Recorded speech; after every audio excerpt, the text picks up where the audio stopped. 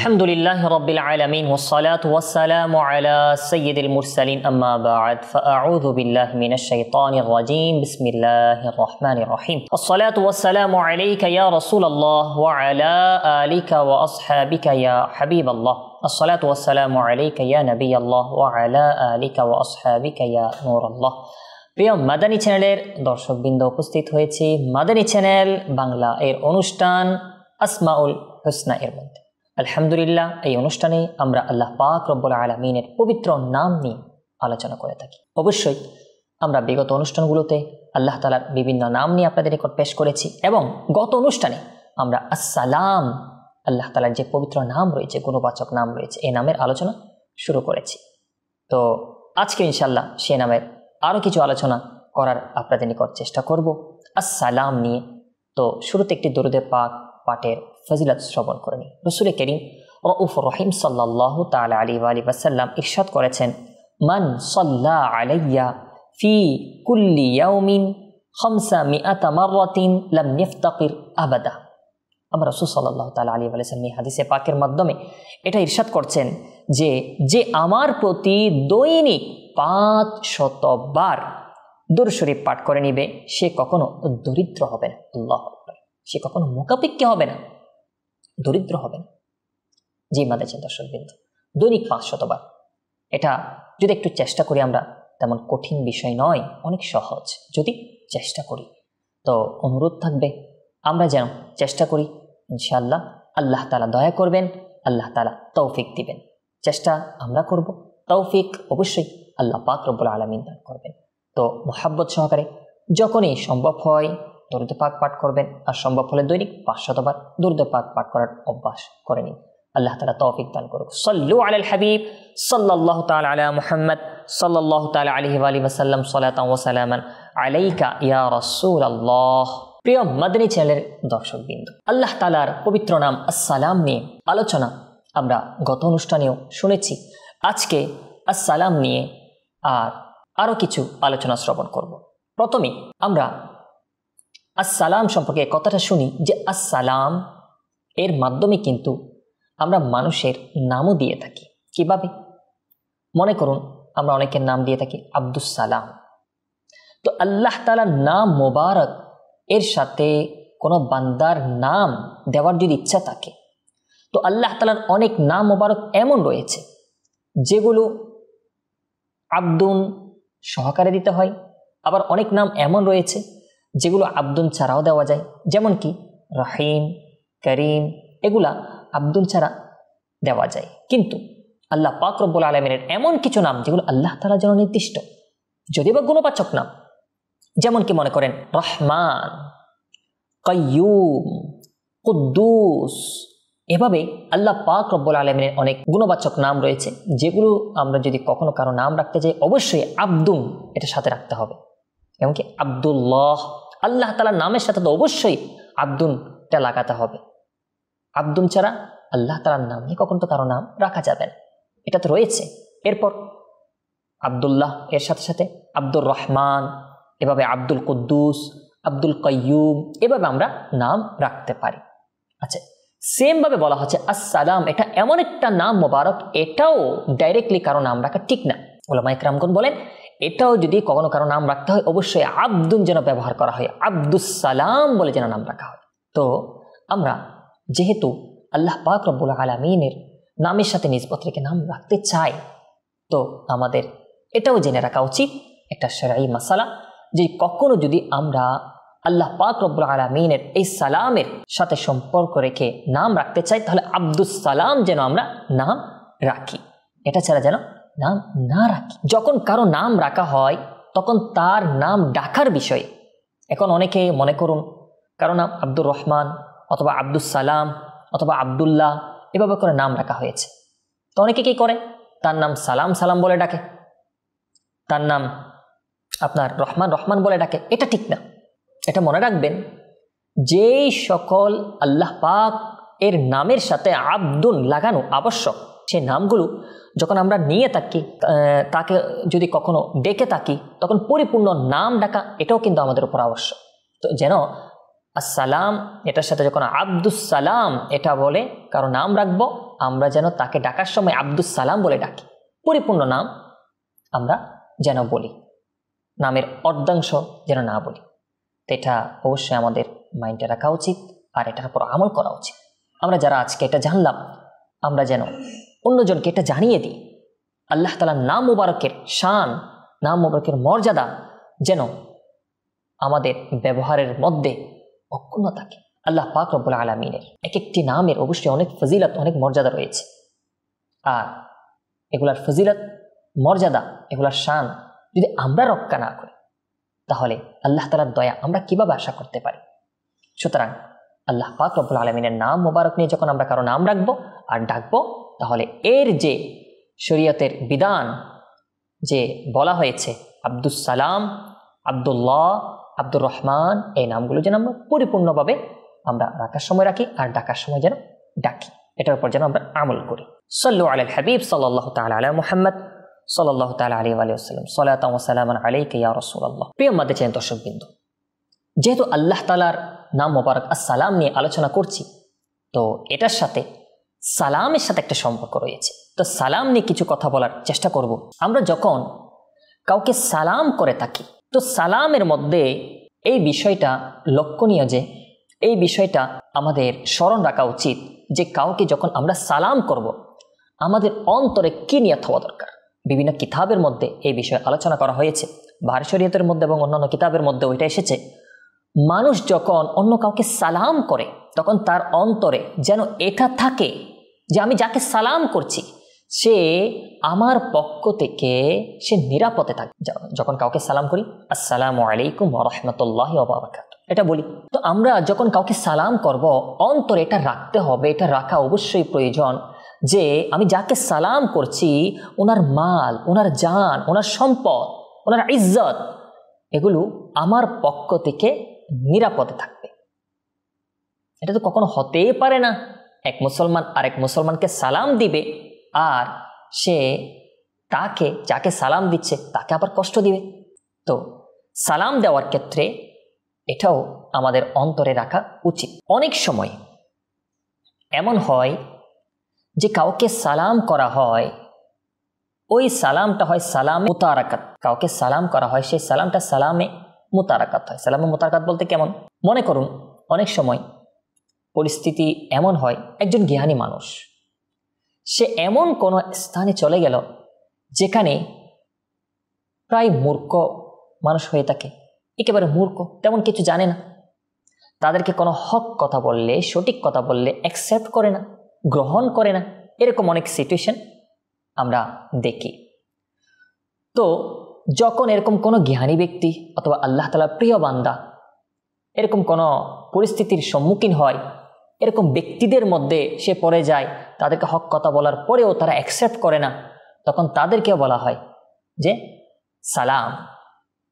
যেভাবে কোরআনে পাকের মধ্যে আল্লাহ পাক রব্বুল আলামিন আল্লাহ তাআলার প্রিয় বান্দাদের বিষয়ে যখন আলোচনা করেছেন, তো তাদের আওসাফ, তাদের গুণাবলীর মধ্যে এটাও রয়েছে, ওয়া ইযা খাতাবাহুমুল জাহিলুনা ক্বালু সালামা।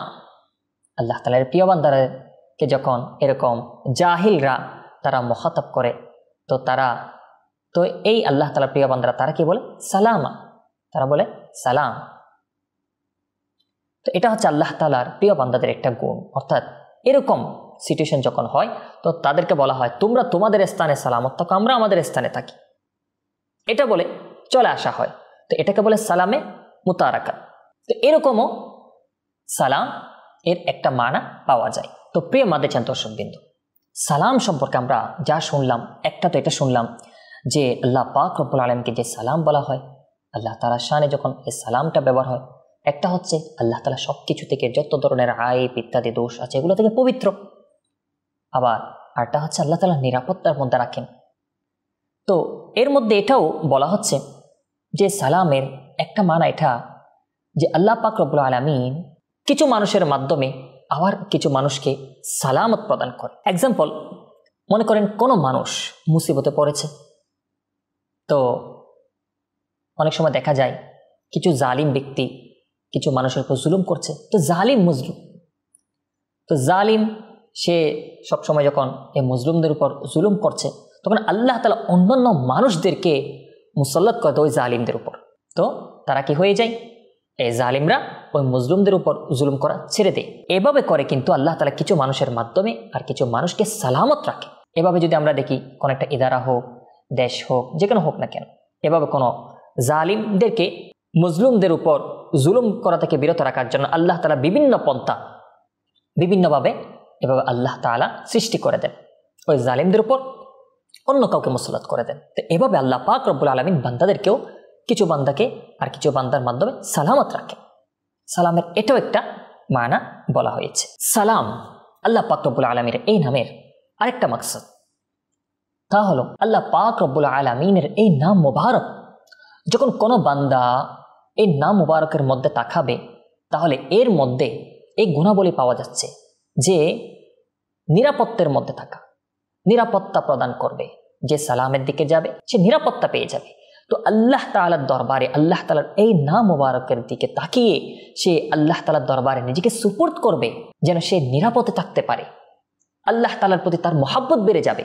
এটা একটা আল্লাহ তাআলার এই নাম মুবারকের একটা তাকাজা। সুতরাং উলামায়ে কেরামগণ এখানে এটা বলেন, আল্লাহ পাক রব্বুল আলামিনের এই নাম, এই সালামের এটা একটা তাকাজা যে এই সালামের মধ্যে যেহেতু নিরাপত্তার কথা রয়েছে, তো বান্দা যেন আল্লাহ তাআলার এই নাম মুবারকের দিকে তাকিয়ে আল্লাহ তাআলার দরবারে সে যেন কান্না করে, নিজেকে সুপুর্দ করে, আল্লাহ তাআলার দরবারে আফিয়াতের দোয়া করে। আর অবশ্যই এই সালামতের দোয়া করা, আফিয়াতের দোয়া করা, এটা হাদিসে পাকের মধ্যে রয়েছে যে সবচেয়ে বড় দোয়া হচ্ছে আফিয়াতের দোয়া করা। আর আফিয়াত এটা কি? এটা সালামতি, এটা নিরাপত্তা, এটাই তো হয়ে থাকে। তো আল্লাহ পাক রব্বুল আলামিনের দরবারে দুনিয়ার মধ্যে আখিরাতের মধ্যে আফিয়াতের দোয়া, সালামতির দোয়া, নিরাপত্তার দোয়া এটা করতে হবে, এটা করা উচিত। আল্লাহ তাআলার দরবারে আফিয়াতের দোয়া, সালামতির দোয়া দুনিয়ার মধ্যে আখিরাতের মধ্যে যেন এটা অর্জন হয়, দোয়া করা উচিত। আচ্ছা, দুনিয়ার সালামতি দুই ধরনের হয়ে থাকে। একটা হচ্ছে প্রকাশ্য সালামতি, নিরাপত্তা, আরটা হচ্ছে অপ্রকাশ্য, বাতেনি। প্রকাশ্য বলতে মনে করেন আমরা যেগুলা স্পষ্ট দেখা যায়, প্রকাশ্য পেরেশানি, বিমারি, অসুস্থতা, আপনার বিভিন্ন মুসিবত, এভাবে অপছন্দনীয় জিনিস, এগুলা থেকে আপনার আফিয়ত চাওয়া, নিরাপত্তা চাওয়া। আরেকটা হচ্ছে বাতেনি, যেটা দেখা যায় না, যেমন কি কুফুর, ঈমানের কমজোরি, দুর্বলতা, এভাবে মন্দ আকীদা, মন্দ আমল, গুনাহ, বিদআত ইত্যাদি যত ধরনের যে বাতিনি বিষয় রয়েছে আল্লাহ তাআলার দরবারে যেগুলো অপছন্দনীয়, এরকম বিষয়, এই সব কিছু থেকে নিরাপত্তা চাওয়া দুনিয়ার মধ্যে, এটা আল্লাহ তাআলার দরবারে চাওয়া অবশ্যই আমাদের দরকার। এভাবে আখিরাতের মধ্যে সালামতি, আখিরাতের মধ্যে যে কঠিন একটা পরিস্থিতি, ফুলসিরাতের পার হওয়া, তারপর জাহান্নামের আযাব থেকে মুক্তি চাওয়া, জাহান্নাম থেকে মুক্তি চাওয়া, কঠোর কঠিন যে পরিস্থিতি হবে সেটা থেকে মুক্তি চাওয়া, এভাবে বিভিন্ন আপনার কষ্ট ইত্যাদি যে হবে আখিরাতে, ওটা থেকে মুক্তি চাওয়া, সহি সালামতে আল্লাহ তাআলার দরবারে বেহিসাব মাগফিরাতের তলব করা, জান্নাতে সহি সালামতে যাওয়া। তো এগুলো চাওয়া, এরকম মুসিবত থেকে, আখিরাতের যে গাঠি রয়েছে, মুসিবত রয়েছে, এগুলা থেকে বাঁচার জন্য, এগুলা থেকে সালামতের জন্য দোয়া করা, এটাও আল্লাহ পাক রব্বুল আলামিনের এই সালাম, এটার একটা মাকসাদ। এটার মাধ্যমে আমাদের জীবনকে যেন আমরা সাজাই, আল্লাহ তাআলার এই নাম মুবারকের দিকে তাকিয়ে যেন আমরা দুনিয়ার মধ্যে আখিরাতের মধ্যে যেন সালামত থাকতে পারি, এটা যেন তলব করি। সাথে সাথে আল্লাহ পাক রব্বুল আলামিনের আসসালামের দিকে আমরা দেখে আরেকটি বিষয় আমাদের জীবনে আবশ্যক করা উচিত। সেটা কি? আমরা যেহেতু এই সালামের বান্দা, তো আমাদের মাধ্যমে অন্যজন যেন সালামত থাকে সেদিকে আমাদের লক্ষ্য রাখা উচিত। হাদিসে পাকের মধ্যে খুব সুন্দরভাবে আল্লাহর হাবিব সাল্লাল্লাহু তাআলা আলাইহি ওয়া সাল্লাম ইরশাদ করেছেন, আল মুসলিমু মান সালিমাল মুসলিমুনা মিন লিসানিহি ওয়া ইয়াদিহি। এই হাদিসে পাকের মধ্যে মুসলমানদের পরিচয় দিতে গিয়ে স্পষ্টভাবে এটা বলেছেন যে যার হাত থেকে, যার মুখ থেকে অন্যান্য মুসলমানরা নিরাপদে থাকে। তাহলে চিন্তা করে দেখুন, আপনার হাত থেকে, আপনার মুখ থেকে, আমার হাত থেকে, আমার মুখ থেকে, আমাদের প্রত্যেকের আমরা চিন্তা করি অন্য মুসলমান নিরাপদ কিনা। তো আল্লাহ পাক রব্বুল আলামিনের সালামের দিকে তাকিয়ে, এই সালামের বান্দা, এর মধ্যে এই সিফত থাকা দরকার যেন তার থেকে যেন অন্য কেউ কষ্ট না পায়, তার মাধ্যমে অন্য কেউ যেন কষ্ট না পায়, হাতের মাধ্যমে হোক, মুখের মাধ্যমে হোক, এরকম সালামতির অভ্যাস, অন্য কেউ যেন সালামতে থাকে, নিরাপদে থাকে, এরকম আখলাক নিজের মধ্যে গড়ে নেওয়া উচিত, নিজের মধ্যে সৃষ্টি করা উচিত, যেন পরিপূর্ণ মুসলমান হতে পারে। আচ্ছা, উলামা ইকরামগণ এর মধ্যে খুব সুন্দর কথা বলেছেন, যদিও বা এই হাদিসে পাকের মধ্যে শুধু হাতের কথা আর মুখের কথা এসেছে, কিন্তু এর মুরাদ এটা না, এর উদ্দেশ্য এটা না আপনি হাত আর মুখ দিয়ে মানুষকে কষ্ট দিবেন না, অন্য অঙ্গ প্রত্যঙ্গ দিয়ে কষ্ট দিবেন, এর উদ্দেশ্য এটা না। বরং এর উদ্দেশ্য হচ্ছে সমস্ত অঙ্গ প্রত্যঙ্গের মাধ্যমে অন্য মানুষকে কষ্ট দেওয়া থেকে নিজেকে নিরাপদ রাখা, এবং নিজের মাধ্যমে অন্য মানুষ কষ্ট পাওয়া থেকে যেন অন্য মানুষ নিরাপদ থাকে। এক কথায় আপনার মাধ্যমে, আমার মাধ্যমে অন্য মানুষ যেন কষ্ট না পায়, কোনো মুসলমানের মাধ্যমে অন্য মুসলমান যাতে কোনো কষ্ট না পায়, এটা হচ্ছে উদ্দেশ্য। তো শুধুমাত্র এখানে হাত এবং মুখের কথা এই জন্য বলা হয়েছে যেহেতু এগুলো একটু ব্যবহার বেশি হয়, এগুলোর মাধ্যমে বেশি কষ্ট দিয়ে থাকে, এই কারণে এগুলোকে ব্যবহার করা হয়েছে। আর না হলে উদ্দেশ্য হচ্ছে সমস্ত অঙ্গ প্রত্যঙ্গ সবকিছু এখানে শামিল হয়ে যাবে। এই সালামের বিষয় আরেকটু যদি আমরা স্পষ্টভাবে বলি, সালামের বিষয় হাদিসে পাক আরেকটি এসেছে, আসসালামু তাহিয়াতুল লিমিল্লাতিনা, সালাম হচ্ছে আমাদের মিল্লাতের তাহিয়াত। তাহিয়াত বলতে কি, আমরা যখন একে অপরের সাথে মোলাকাত হয় তখন কোনো কিছুর মাধ্যমে আমরা একে অপরের সাথে মেলামেশা করি, তো শুরু যেটা হয়, যেটার মাধ্যমে মানুষের মোলাকাতের মধ্যে শুরু হয়, এটাকে তাহিয়াত বলে। দুইজন মানুষ যখন একসাথে হয়, দুই কওম যখন একসাথে হয়, তখন তাদের মাধ্যমে যে শুরু হয়, যেটার মাধ্যমে শুরু, এটাকে তাহিয়াত বলে। মোলাকাত বা সাক্ষাতের জন্য যে শব্দগুলো ব্যবহার করা হয়ে থাকে, অবশ্যই অন্যান্য ধর্মে হয়তো অন্য কিছু ব্যবহার করা হয়ে থাকে, কিন্তু আমাদের এই ইসলাম ধর্মের জন্য যেই শব্দ ব্যবহার করার জন্য বলা হয়েছে এই হাদিসে পাকের মধ্যে সালাম, এটা হচ্ছে মোলাকাতের সময় যে তাহিয়াত, এই তাহিয়াতের জন্য কি সালাম, সালাম হচ্ছে আমাদের এই মিল্লাতের, এই ইসলামের তাহিয়াত। মোলাকাতের সময় এই সালাম শব্দকে ব্যবহার করা হয়। আচ্ছা, সাথে সাথে আব্দুল্লাহ ইবনে আব্বাস রাদিয়াল্লাহু তাআলা আনহু তিনি এটা বলেছেন, আসসালাম এটা আল্লাহ পাক রব্বুল আলামিনের এমন একটা নাম যেটা জমিনের মধ্যে রাখা হয়েছে, সুতরাং এই নামকে তোমরা একেবারে প্রচলন করে দাও। আর আমরা যদি দেখি, আল্লাহু আকবার, আমার নবী সাল্লাল্লাহু তাআলা আলাইহি ওয়াসাল্লাম খুব সুন্দর একটা হাদিসে পাক বর্ণনা করেছেন, ইরশাদ করেছেন, লা তাদখুলুল জান্নাতা হাত্তা তুমিনু ওয়ালা তুমিনু হাত্তা তাহাব্বু আলা আদুল্লুকুম আলা শাইইন ইযা ফাআলতুমুহু তাহাব্বাবতুম। এরপর আমার নবী সাল্লাল্লাহু আলাইহি ওয়াসাল্লাম ইরশাদ কি করেন, আফশুস সালামা বাইনাকুম, অর্থাৎ আল্লাহ রাসূল বলেন তোমরা জান্নাতে প্রবেশ করবে না যতক্ষণ না পরিপূর্ণ মুমিন হবে, আর তোমরা পরিপূর্ণ মুমিন হবে না যতক্ষণ না তোমরা পরস্পর মোহাব্বত করবে।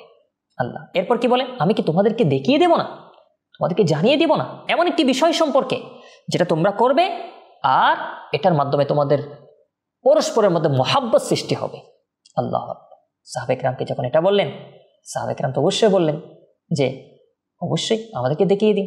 আল্লাহ রাসূল কি দেখিয়ে দিলেন, কি বললেন, আফশুস সালামা বাইনাকুম, তোমাদের মধ্যে সালামকে প্রচলন করো, সালামকে বেশি বেশি আমরা আমাদের মধ্যে আমরা অভ্যাস করিনি, সালাম দেওয়াকে অভ্যাস করিনি। এটা অনেক উত্তম একটা আমল, এটার মাধ্যমে ইনশাআল্লাহ ঈমানের পরিপূর্ণতা চলে আসবে। সালাম দেওয়া, সালাম নেওয়া এটা কিন্তু মুসলমানদের অধিকারের অন্তর্ভুক্ত। যেমন কি হাদিসে পাকের মধ্যে এসেছে, আমার নবী সাল্লাল্লাহু তাআলা আলাইহি ওয়াসাল্লাম এটা ইরশাদ করেছেন, হাক্কুল মুসলিমি আলাল মুসলিমি সিত্তুন, যে মুসলমানের উপর অন্য মুসলমানের যে হক রয়েছে, অধিকার রয়েছে 6টি। কি কি? ইদা লাকিতাহু ফাসাল্লিম আলাইহি, যখন তুমি তার সাথে সাক্ষাৎ করবে তখন কি করবে, ফাসাল্লিম আলাইহি, তো তার উপর সালাম প্রদান করো। এরপর ওয়া ইদা দাআকা ফাআজিবহু, যখন তোমাকে দাওয়াত প্রদান করে, কোনো মুসলমান যখন কাউকে দাওয়াত প্রদান করে, তোমাকে যদি দাওয়াত প্রদান করে তখন কি করবা, ফাআজিবহু, তখন তার দাওয়াতে তুমি জবাব দিবে, তার দাওয়াতে সাড়া দিবে, তার দাওয়াত গ্রহণ করবে। এরপর ওয়াইদা ইস্তানসাহাকা ফানসাহ লাহু, যখন তোমার নিকট কেউ উপদেশ চাইবে তো তাকে উপদেশ দিবে, কোনো পরামর্শ চাইলে তাকে পরামর্শ দিবে। ওয়াইদা আতাসা ফাহামিদাল্লাহ ফাশাম্মিতহু, যখন কেউ হাসি দিয়ে আলহামদুলিল্লাহ আল্লাহ তাআলা হামদ করে তখন তার জবাব দিবে, তার জবাবে কি বলতে হয়? ইয়ারহামুকাল্লাহ। যদি কেউ হাসি দেয় আর সে যদি আলহামদুলিল্লাহ বলে, আমি যদি শুনি আমাকে কি বলতে হবে? ইয়ারহামুকাল্লাহ। আর আবার যে আলহামদুলিল্লাহ বলেছে তাকে বলতে হবে ইয়াগফিরুল্লাহু লানা ওয়া লাকুম।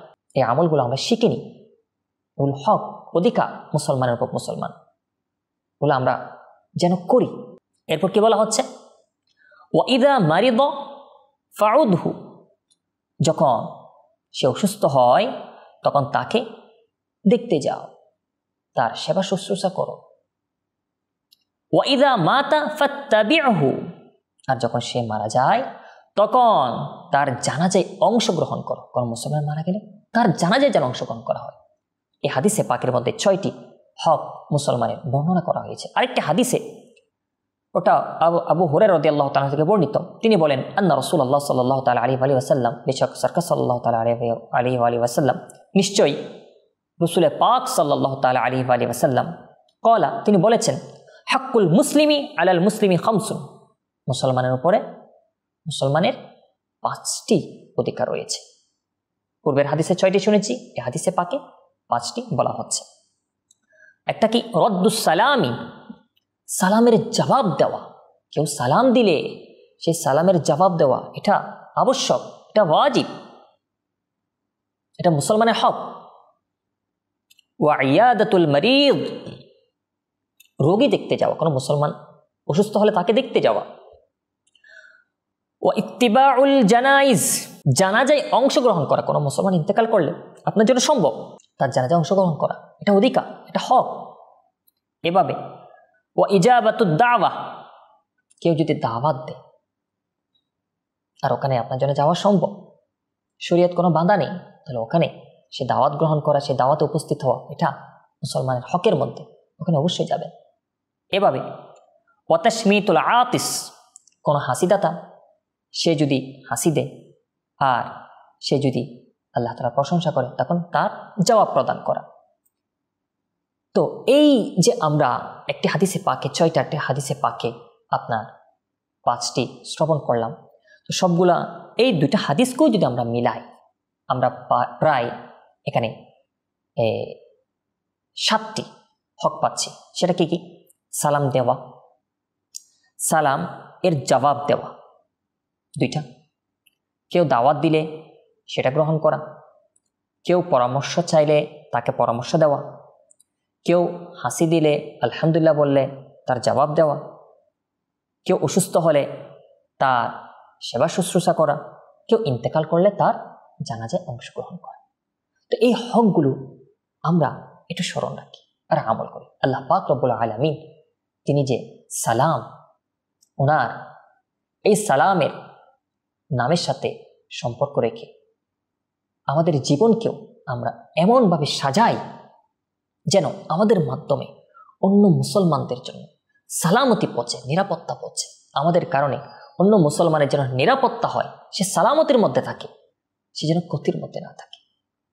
প্রিয় মাতাজান দর্শক, আজকে আমরা অনেক কিছু শ্রবণ করলাম এই সালাম নিয়ে।